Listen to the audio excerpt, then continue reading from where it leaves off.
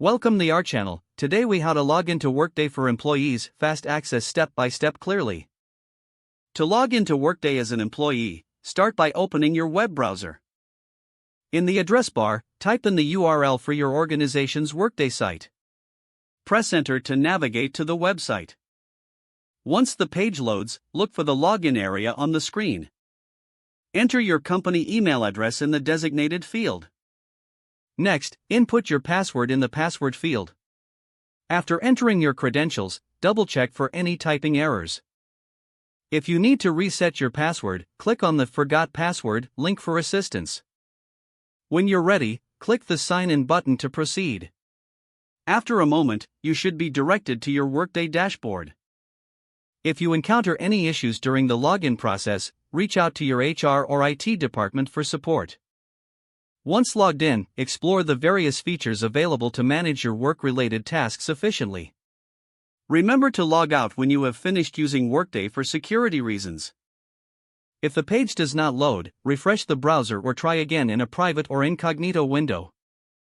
Make sure you are using the correct email address, then retype it carefully to avoid small typos. If your password is not accepted, use the reset option and create a new strong password you can remember. Check your spam folder for verification or security emails, then complete any requested confirmation steps. Enable two-factor authentication if available to improve account security and reduce unauthorized access risk. After signing in, review your profile details so your contact information and settings are accurate and current. If you see an error message, note it down and try again after restarting your device and internet connection. Log out when you finish, especially on shared devices, to keep your account and payment information secure. If the page does not load, refresh the browser or try again in a private or incognito window. Make sure you are using the correct email address, then retype it carefully to avoid small typos. If your password is not accepted, use the reset option and create a new strong password you can remember.